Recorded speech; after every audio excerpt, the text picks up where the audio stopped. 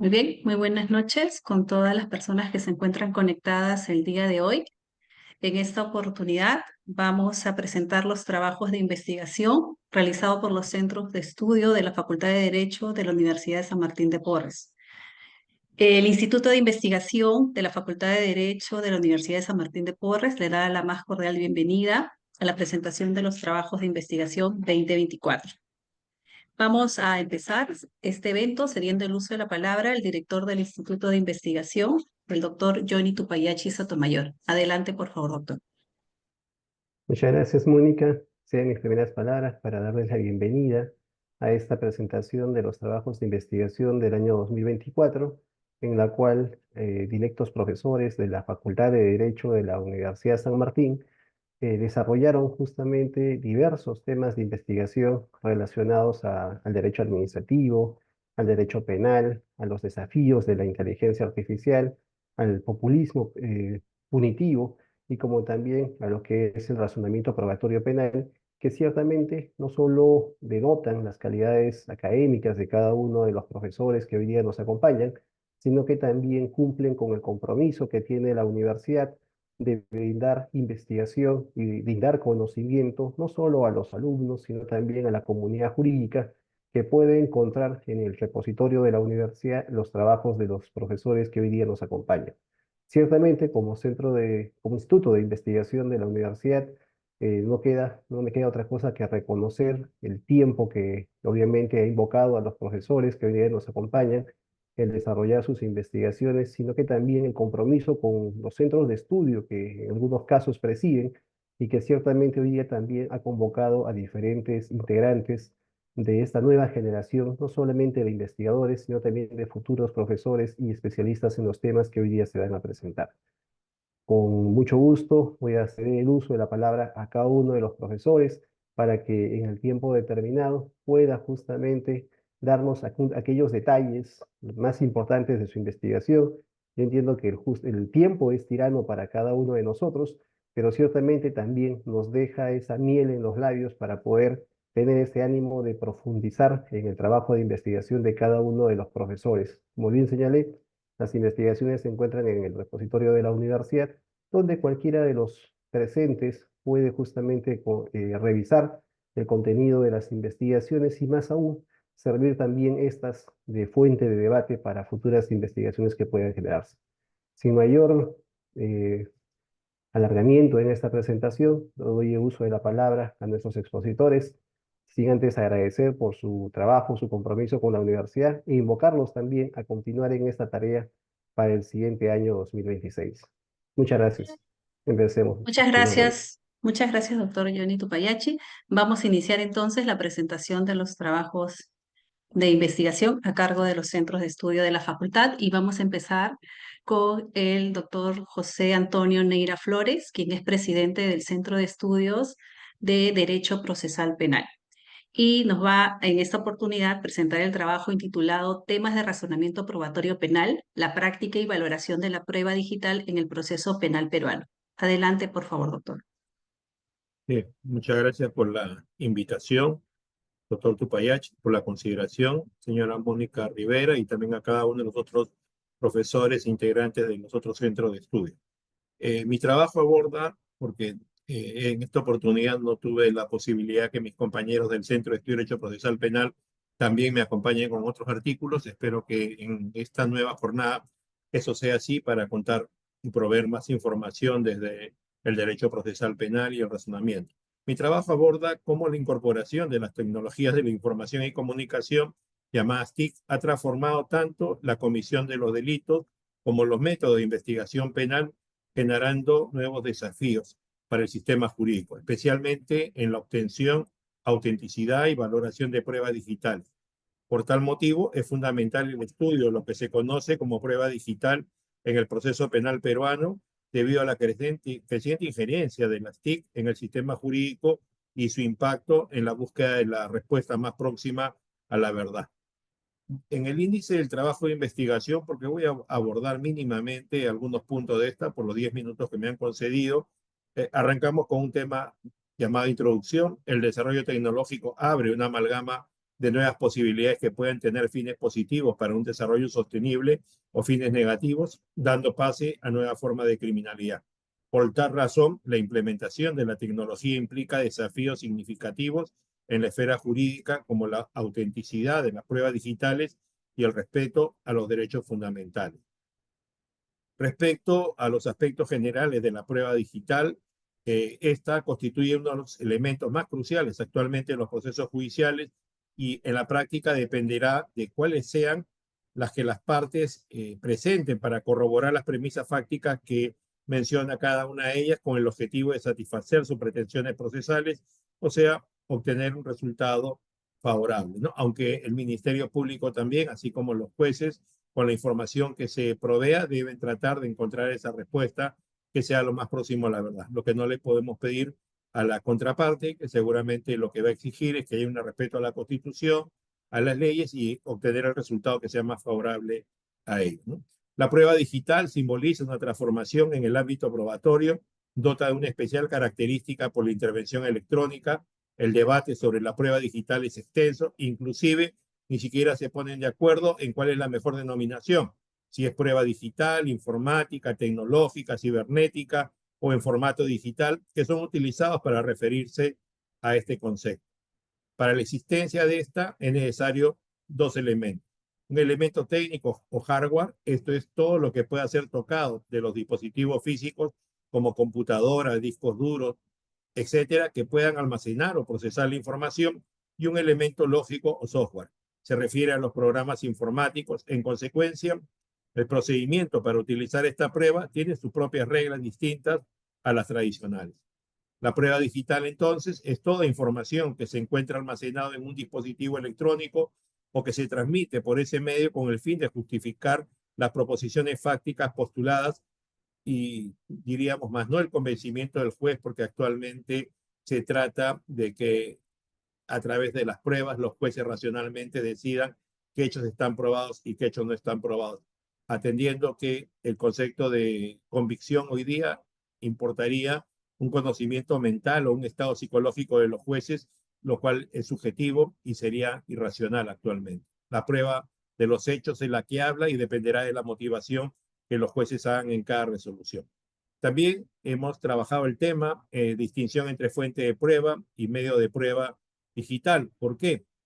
Porque con el avance tecnológico tenemos nuevos instrumentos más allá del usual como computadoras, teléfonos, MP3, DVD. Lo novedoso se presenta con el correo electrónico, redes sociales, Facebook, Instagram, Steam, mensajes instantáneos, WhatsApp, Discord, Microsoft, temas, etc., drones o satélites, ¿no? Y entonces en la era digital, la fuente de prueba se constituye en aquella información que está sumergida o transmitida por medios electrónicos. Por su parte, medio de prueba será la manera en la cual esta información entrará en el proceso.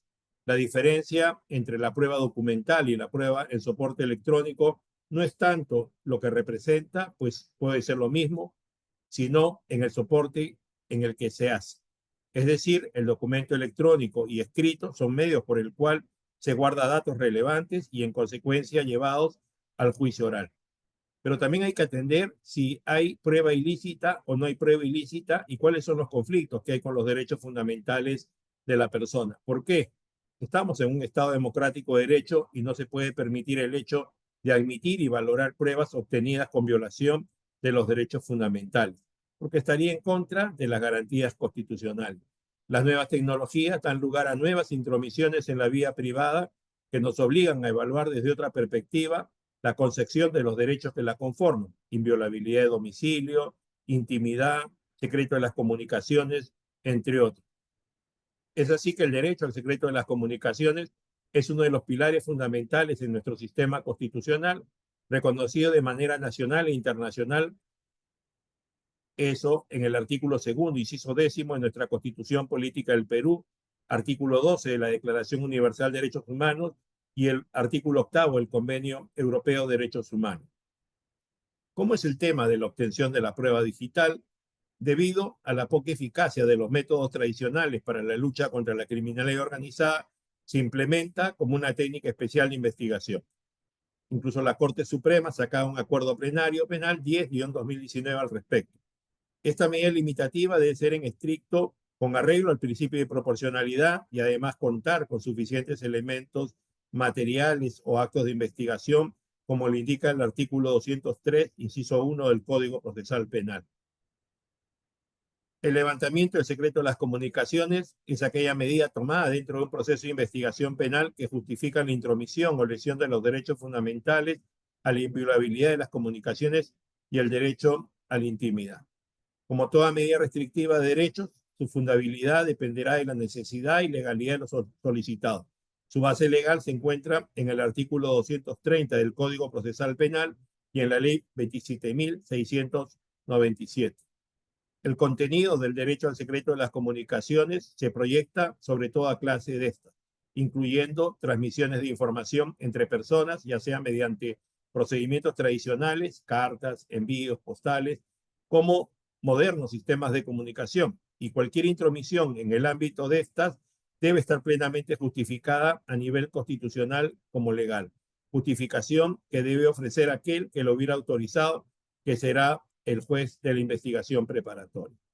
Tenemos ya jurisprudencia de la Corte Suprema, el recurso de apelación 4-2015 en el incidente 3, es un proceso especial contra altos funcionarios de la República, que señala en el considerando sexto que en una sociedad tecnológicamente avanzada como la actual, el secreto de las comunicaciones constituye no solo garantía de libertad individual, sino instrumento de desarrollo cultural, científico y tecnológico colectivo. Este derecho garantiza a los interlocutores o comunicantes la confidencialidad en la comunicación telefónica, que comprende el secreto de la existencia de la comunicación misma y el contenido de lo comunicado, así como la confidencialidad en las circunstancias o datos externos de la conexión telefónica, su momento, duración y destino, ello con independencia del carácter público o privado de la red de transmisión de la comunicación y del delito de transmisión eléctrico, electromagnético u óptico, etc. Como ustedes ven, en este trabajo de investigación hemos utilizado ley, doctrina y jurisprudencia. Dentro de la actividad probatoria en la prueba digital, debemos tener en cuenta que no es distinta a las finalidades o requisitos que se exigen para su admisión probatoria. Por ello, la Sala Penal Permanente de la Corte Suprema ha señalado que la admisión es una etapa de la actividad probatoria por la cual se decide qué actos ingresarán al juicio oral y se constituirán como medios de prueba que acrediten los hechos. El juez deberá examinar si la prueba digital cumple con los requisitos exigidos y determinar qué medios de prueba deben practicarse. El maestro Michele Tarufo, el inmortal, señala: cuando los archivos informáticos se admiten como medios de prueba, tiene que determinarse su valor probatorio. Una opinión bastante común es que los archivos informáticos deben tener valor probatorio cuando el documento se adecúa a las exigencias jurídicas. Jordi Niafenol, catedrático de la Universidad de Barcelona, a quien lo llevé el año 2024 a la Universidad de San Martín de Porres para que haga una conferencia para todos nuestros alumnos, señala que la valoración de la prueba como la actividad de percepción por parte del juez de los resultados de la actividad probatoria que se realiza en un proceso, y queda claro que en esa percepción queda incluido como actividades conjuntas tanto la extracción de esos resultados como el juicio racional del juez sobre dicha percepción, que es consustancial a la misma y que es lo que tradicionalmente se ha definido como valoración de la prueba. Entonces, el objeto de valoración por parte del juez o tribunal, de conformidad con la regla de la sana crítica, sistema de libre valoración de la prueba, debe tener en cuenta, en el caso de la prueba electrónica o digital, libre valoración de la prueba, autenticidad e integridad, postura procesal de las partes, impugnación, valoración conjunta de los medios probatorios. ¿Qué criterios debemos tener en cuenta para admitir un medio de prueba? O sea, nuestro trabajo tuvo como objetivo destacar los criterios que permiten justificar la admisibilidad y valoración de la prueba en el proceso penal con el fin de alcanzar la verdad como propósito institucional del proceso. O sea, buscamos visibilizar y sistematizar un fenómeno en constante expansión, como es el impacto de la tecnología en el proceso judicial, y un diálogo entre derecho y tecnología, impulsando reformas legales, doctrinarias y procesales que garanticen la eficacia del sistema penal sin vulnerar derechos fundamentales. Tratado de ceñirme al tiempo, en realidad, como dijo el doctor Tupayachi al comienzo, se trata de presentar un tema y seguramente en el caso mío de continuar esta discusión sobre el tema de la prueba digital, porque el futuro es la prueba digital y todos tenemos que continuar aprendiendo, especialmente aquellos que tenemos más edad, porque no somos de la generación Z y la tecnología es el futuro del mundo. Muchas gracias, doctor Tupayachi, por permitirme dar esta breve exposición. Muchas Al gracias, contrario. doctor Neider. Disculpa, Bien, Mónica. muchas gracias, sí. Bien, vamos a continuar con la presentación del trabajo intitulado Actuación Administrativa y Transformación Digital, el procedimiento administrativo electrónico y el problema de la brecha digital existente en el Perú, que ha sido elaborado por el Centro de Estudio de Derecho Administrativo bajo la presidencia del doctor César Luis Correa y que en esta oportunidad hará la presentación de manera conjunta con el alumno Alonso Silva Torres, quien es miembro de este centro. Adelante, por favor. Gracias, profesora. Profesor Tupayachi, profesora Mónica, profesores que se encuentran en sala, compañeros todos. El trabajo de investigación que nos propusimos hacer en equipo el año pasado fue el 2024 que abordamos ese trabajo de investigación. Tiene como autores a la bachiller Mayra Toledo, al estudiante Alonso Silva, que nos acompaña, que unos minutos más les cedo la palabra, y el estudiante Joaquín Carbonell, y quien les habla. Nos enfocamos en desarrollar la actuación administrativa y transformadora digital. Y son temas de actualidad precisamente, por una sencilla razón, porque nuestro país cuenta con una política de modernización de la gestión del Estado peruano, pero también cuenta con una política vinculada al cierre de brechas digitales. Por consiguiente, hemos enfatizado el tema de brecha digital vinculándolo al clásico procedimiento administrativo, pero no el procedimiento administrativo común, rutinario, que se desarrolla en muchas instituciones de la administración pública, sino el que tiene que ver con las nuevas tecnologías y las herramientas de cambio, es decir, el procedimiento administrativo electrónico. Así que en base a este match de instituciones clásicas y de problemas que existen en la sociedad, es que afrontamos la temática de actuación administrativa propiamente y de transformación digital que hemos desarrollado en el centro y que Alonso la va a comentar de manera más puntualizada. Muchas gracias, Alonso. Sí, profesor, muchas gracias. Bueno, eh, en sí, como mencionó el profesor, la temática le hemos centrado en la brecha digital, partiendo de la afirmación de que justamente esta brecha digital impide un ejercicio garantista y simplificado de los derechos y expectativas de los ciudadanos en el marco de un Estado de Derecho. Eso como el problema de investigación que se planteó. Para abordarlo lo hemos dividido en 4 subtemas. Primero, uno más general, es parte del reconocimiento, pues, ¿no? De que estas nuevas tecnologías ocasionan que las actuaciones administrativas clásicas se transformen. Y acá aparece un elemento clave principal que es el valor público. Entiéndase como la satisfacción de las necesidades de las personas en beneficio de la sociedad en general.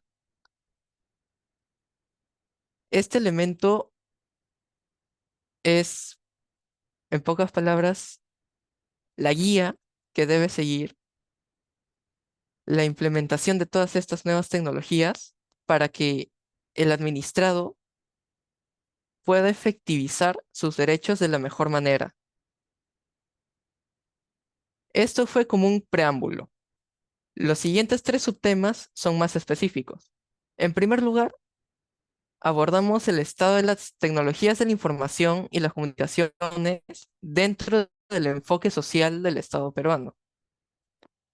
La idea principal es que si bien se han advertido algunos esfuerzos, por ejemplo, hace algunos años, la compra de tablets que se suministraron a algunos colegios, entre otras situaciones, sin embargo, no es suficiente. Ese es solo un pequeño aspecto para reducir esta brecha digital. Pero hacen falta más esfuerzo, más trabajo, más colaboración para poder, en pocas palabras, cerrar esta brecha digital lo más que se pueda. Ahora, para ello, hemos propuesto también otros 2 subtemas, uno que es más teórico y otro que es más práctico. El aspecto teórico, digamos, es el estudio de determinadas técnicas de gestión pública que permitirían de considerar adecuadamente las experiencias de otros países, justamente realizar esto que se quiere conseguir, ¿no? Que es el cierre de la brecha digital. Así, son tres las técnicas que se mencionan en el trabajo de investigación. En primer lugar, los sandbox regulatorios, que vendrían a constituirse, digamos, como espacios temporales en los cuales la administración pública le otorga, por decirlo de alguna manera, la posibilidad.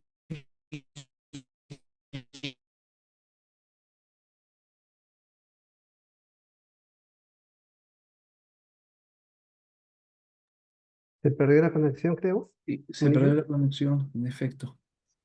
No te ocurre en todo caso. Entonces usted puede culminar la presentación.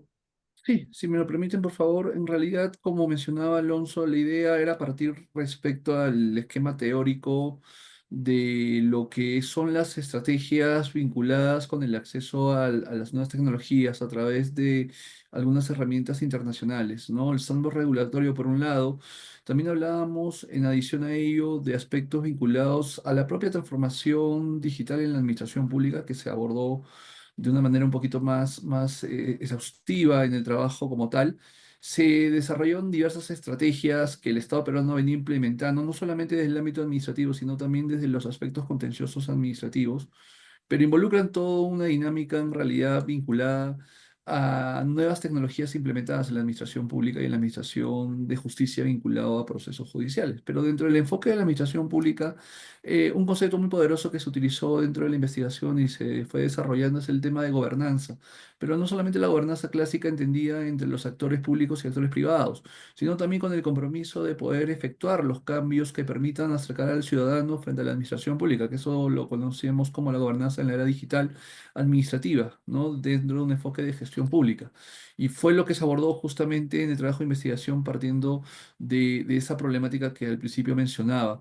Eh, un aspecto también importante que hace un momento decía era el tema de la transformación digital, porque se requiere obviamente un diseño no solamente desde lo teórico en lo que respecta a protocolos instructivos y normativa que se va dictando en la administración pública, sino también se requiere esa gestión del cambio que involucre ya acciones o ejecución de acciones para arribar hacia la transformación que se busca dentro de lo digital en la administración pública. Es una tarea compleja, se necesita en realidad arribar a esos espacios.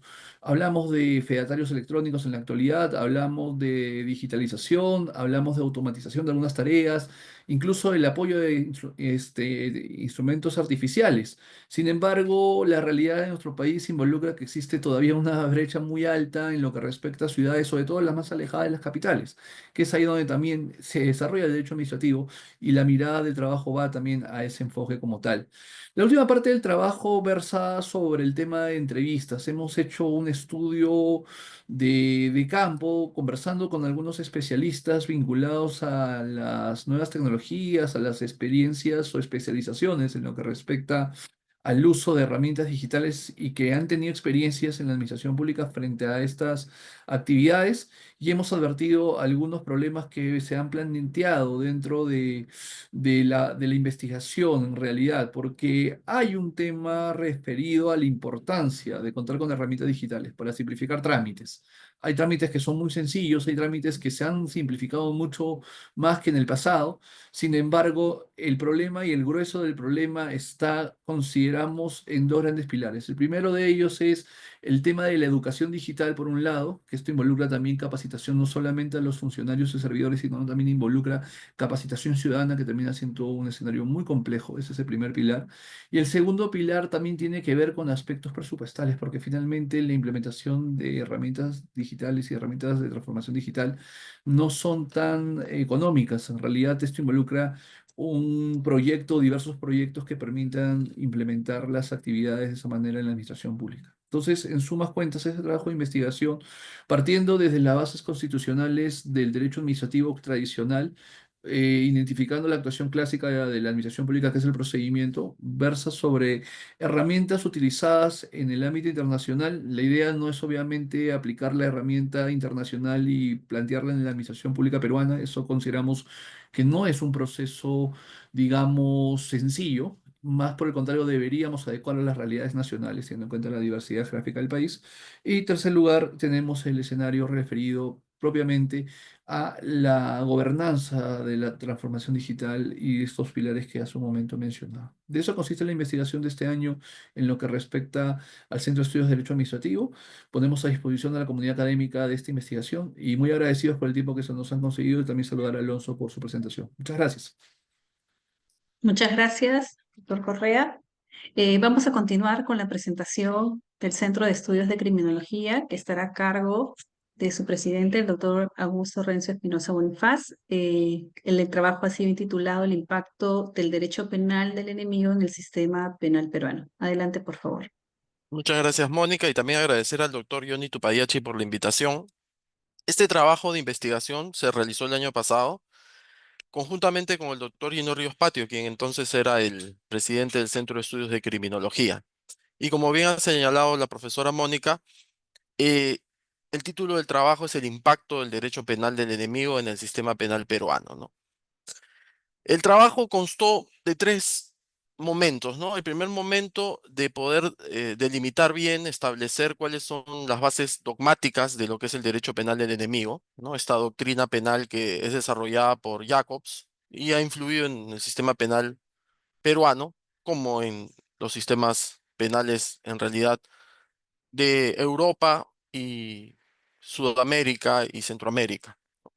Luego de eso, se analizó las leyes penales, el Código Penal y otras leyes especiales, y luego se pudo inferir cuál es el impacto de este derecho penal del enemigo en la legislación y en la práctica judicial.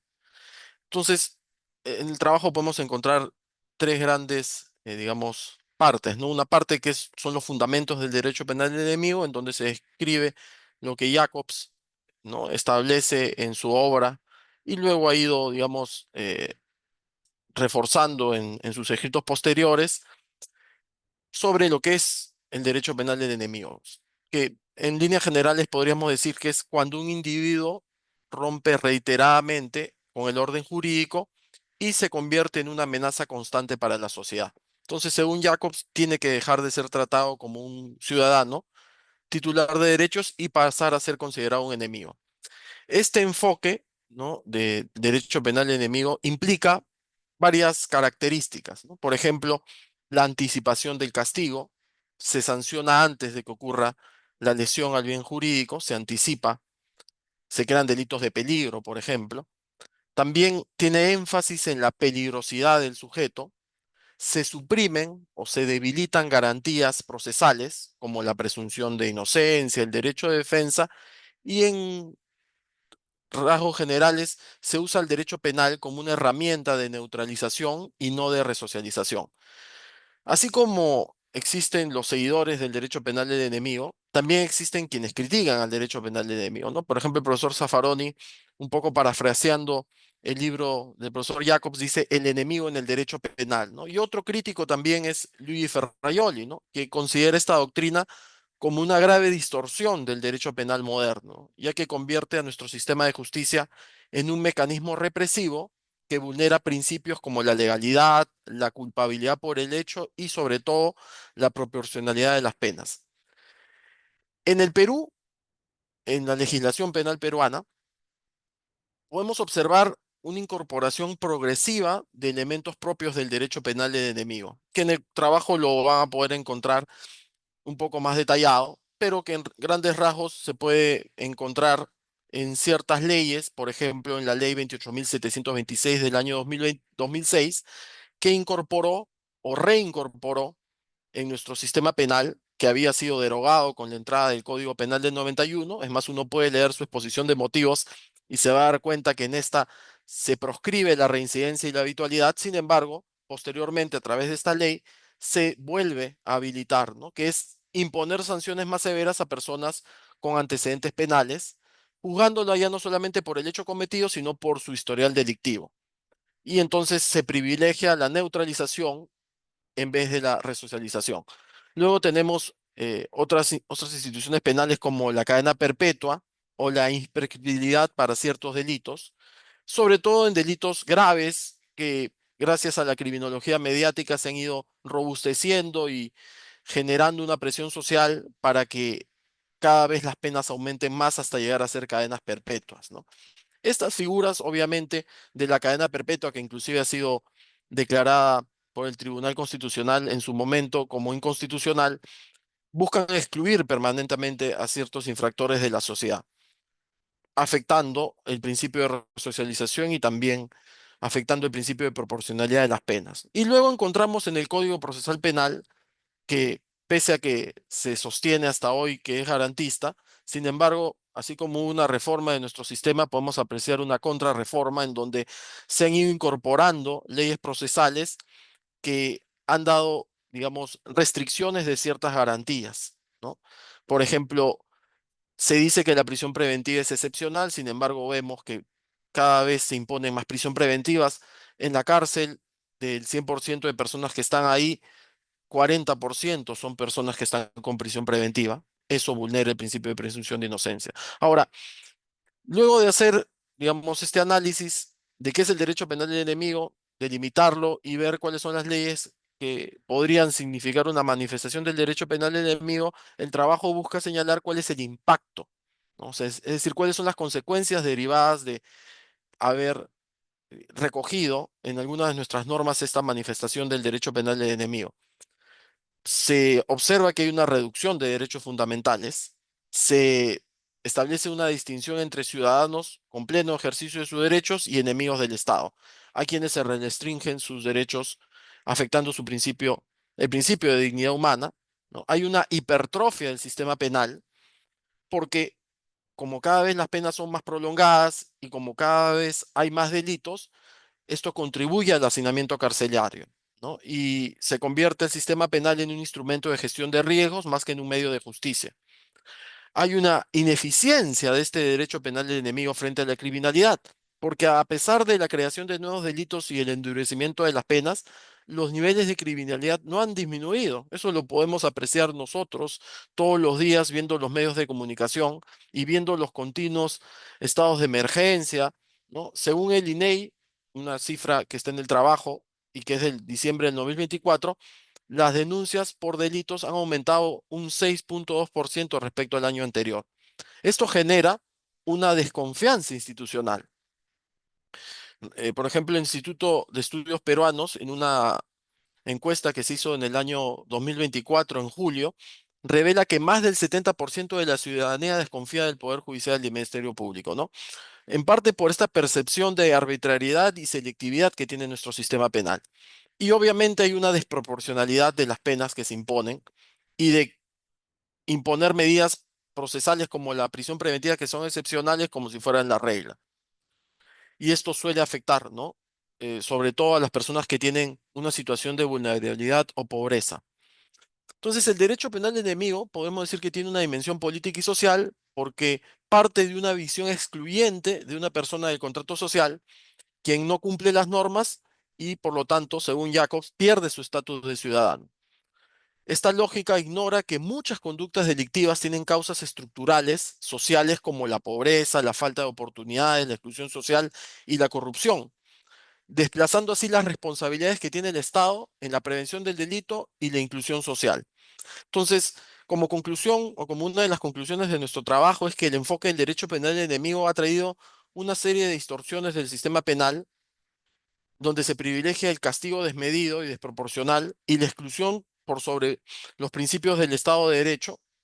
Y si bien se pretende dar respuesta a fenómenos graves, que inicialmente era el terrorismo o el crimen organizado, en la práctica esto ha promovido que ya en todos los ámbitos, ¿no? En todo el sistema penal se tenga enemigos, ¿no? Y esto genera un sistema penal para nada garantista y con serias deficiencias de legitimidad y eficacia, ¿no?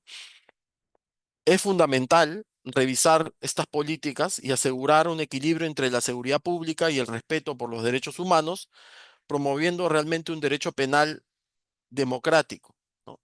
Y en eso apunta este trabajo, ¿no? Hacer un análisis crítico de nuestro sistema penal para dar luces sobre cómo debería ser la política criminal en nuestro país. Les invito a que lo puedan revisar, así como dijo el doctor Tupayachi, está en el repositorio de la universidad, en el cajón de Derecho del Instituto de Investigación. Muchas gracias por su atención. Muchas gracias, doctor Renzo Espinosa. Vamos a dar el uso de la palabra al doctor Juan Víctor Arias Jiménez, quien es un profesor colaborador del Centro de Estudios, y en esta oportunidad hará cargo la presentación del trabajo de investigación correspondiente al Centro de Estudios de Derecho Penal, el mismo que ha sido intitulado Populismo Punitivo, Análisis Crítico de la Labor del Legislador en los Proyectos de Leyes Penales durante el 2022. Adelante, por favor. Buenas noches con todos los profesores. Como dije en un inicio, varios de profesores que están acompañándome. Ahora es un honor estar junto a ellos en la presentación de este trabajo de investigación del Centro de Estudios de Derecho Penal. Para enfocarme ya en el trabajo y en la presentación, es preciso señalar que el Centro de Estudios de Derecho Penal, que está a cargo del profesor Luis López Pérez, quien en coordinación con el profesor Juan Carrión Díaz y los demás integrantes del centro, elaboraron la presente investigación, ¿no? Como bien se mencionó, como bien mencionaron, el título del trabajo de investigación del año pasado es Populismo Punitivo, un análisis crítico de la labor del legislador en los proyectos de leyes penales durante el 2022. Este trabajo de investigación tiene como fundamental objetivo lograr hacer una crítica a la labor del legislador, ¿no? En esta ocasión, durante el periodo del 2022, ¿no? Para ello, lo que se realizó es un análisis de varias propuestas legislativas de ese año, ¿no? Para ser bastante específico, la temática es una crítica que pretende ser transversal y a la luz de categorías como el populismo punitivo, el derecho penal simbólico y el fomento del punitivismo penal, ¿no? En ese sentido, es preciso señalar, por ejemplo, que por populismo punitivo nos referimos a una estrategia política mediante la cual se instrumentaliza el derecho penal como una aparente solución para problemas sociales que principalmente se enfocan en la inseguridad, ¿no? Sin embargo, esto tiene como objetivo principalmente, ¿no? Obtener réditos ante la ciudadanía, ¿no? Dejando de lado la verdadera función del derecho penal. Esto ha llevado a que el sistema penal esté excesivamente criminalizado, ¿no? Pero sin embargo, a su vez, sea totalmente ineficaz, ¿no? No logrando los objetivos de restauración, resocialización, ¿no? Que pretende el derecho penal, ¿no? Y además de la protección de bienes jurídicos. Asimismo, esto genera que se ignoren principios fundamentales del Disponiendi, como son el principio de proporcionalidad y el principio de necesidad en la intervención del derecho penal, ¿no? Teniendo en consideración que el derecho penal es un derecho penal que debe ser la última opción ante otras formas de control social, ¿no? Como bien señalé, se han analizado una serie de propuestas legislativas, ¿no? Que básicamente han sido fundamentadas en presiones sociales inmediatas, ¿no? Esto quiere decir que lo único que pretendía el legislador es dar respuesta a un problema inmediato, ¿no? Que probablemente haya sido, por ejemplo, propagado por los medios de comunicación. Soslayándose, sin embargo, ¿no? Un análisis profundo sobre las verdaderas causas de la criminalidad. Como resultado de ese trabajo de investigación, se mostró que el populismo punitivo influyó en la legislación del año 2022, identificando que la mayoría de propuestas legislativas carecían de un sustento sólido, ¿no? Y que tenían prácticamente fines políticos y respondían a presiones mediáticas de los medios de comunicación. Voy a dar algunos alcances, algunos de los proyectos de ley que fueron objeto de crítica. En ese sentido, por ejemplo, se criticó el proyecto de ley sobre la modificación de la legítima defensa. En este proyecto de ley se cuestiona que esta propuesta legislativa carecía de sentido. En tanto, no modifica en nada el verdadero sentido de la legítima defensa. Es decir, en el momento en que se opera con la legítima defensa, no hay ningún cambio. Siendo esta propuesta legislativa una mera representación del derecho penal simbólico, sirviendo solamente para complacer los intereses populistas, ¿no? que buscaba el poder legislativo. Se cuestionó también el proyecto de ley que proponía aumentar las penas en delitos ambientales, ¿no? Se cuestionó de este proyecto de ley que enfoca solamente el problema desde un punto de vista punitivista, no abordando de forma adecuada el verdadero problema, que es el de las normas penales en blanco, ni las causas estructurales de la contaminación. En ese sentido, se perdió la oportunidad de desarrollar políticas preventivas, correctivas, que sean más eficaces, ¿no? Centrándose solamente en el aumento de la pena en este tipo de delitos. Así también se cuestionó en su momento el proyecto de ley que reduce la edad de la responsabilidad a los 16 años, ¿no? El principal cuestionamiento de este proyecto de ley es que ignora recomendaciones internacionales, ¿no? que abogan por un enfoque rehabilitador y reintegrador para los adolescentes. Asimismo, se cuestionó en su momento la propuesta legislativa que pretendía agravar penas por lesiones contra miembros del serenazgo.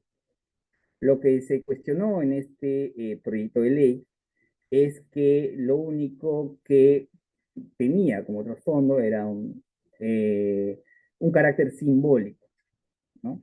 ¿Qué quiere decir derecho penal simbólico? Es que usa las leyes penales que deberían servir para comunicar valores y normas sociales para darle solo un uso decorativo y estratégico, ¿no? De tal forma que este tipo de propuestas carecen de eficacia real en su función de proteger bienes jurídicos. Esta propuesta legislativa no tiene una representación práctica, ya que no aborda las causas profundas de la criminalidad, ni mejora la eficacia del sistema de justicia penal, sino que solo representa una respuesta a actos de violencia recaídos en momentos específicos sobre personal de serenazgo. Finalmente, señalar que el proyecto fue realizado de manera colaborativa por miembros del Centro de Estudios del Derecho Penal, por los doctores Luis López Pérez, por el doctor Juan Carrión y por los demás integrantes del centro, incluyéndome. Desde mi punto de vista, este trabajo de investigación es bastante importante, ya que busca ser crítico con la labor de uno de los poderes más importantes del Estado, ¿no? Que es el poder legislativo. Esa sería mi exposición. Muchas gracias. Muchas gracias, doctor Arias. Bien, hemos llegado a la parte final de la presentación de los trabajos de investigación. Vamos a ceder el uso de la palabra al director del instituto, el doctor Johnny Tupayachi, para que dé por finalizado el presente evento académico. Adelante, doctor. Muchas gracias, Mónica. Nuevamente quiero agradecer a cada uno de los profesores que han desarrollado su investigación el año pasado, al doctor César Luis Correa Zúñiga, al doctor Augusto Renzo Espinosa Bonifaz, al doctor Julio Durán Carrión, al doctor Juan Carrión, al doctor José Antonio Neira Flores, a los acompañantes, discípulos, estudiantes, en este caso al señor Juan Arias Jiménez, y de otro alumno más que nos acompañó en esta noche, quienes ciertamente rescato lo meritorio de interesarse justamente y apoyar a quienes son sus docentes en la tarea investigativa. Ciertamente, yo creo que mientras mantengamos viva la chispa de querer aprender más y seamos los docentes quienes contagiemos a los alumnos y en algunos casos los alumnos contagien también a los docentes, creo que podemos ir descubriendo nuevos temas y sobre todo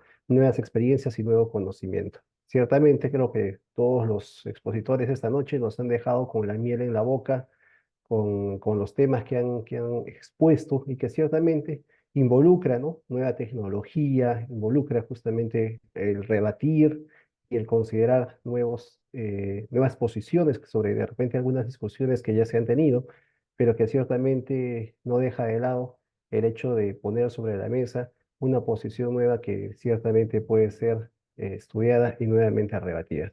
Agradezco a cada uno de los docentes que nos acompañan esta noche, ciertamente, invocarlos y exhortarlos, uno, a que conviertan su trabajo de investigación en un artículo para poderlo publicar en una revista indexada, y con ello ciertamente tener justamente la afiliación hacia la universidad y exteriorizar su trabajo en los medios adecuados como son las revistas de investigación científica. Y dos, reiterarles nuevamente la invitación para que el próximo año nos acompañen nuevamente con sus investigaciones, que ciertamente pues enriquece ya el bagaje investigativo que tiene este Instituto de Investigación. Sin sin más palabras, nuevamente muchas gracias y damos por clausurada este evento de la presentación de trabajos de investigación del año 2024. Muchas gracias, doctores. Muy buenas Muchas noches. gracias. Buenas noches con todos. Muchas gracias, buenas noches. Muchas gracias. Buenas noches. Buenas noches con todos.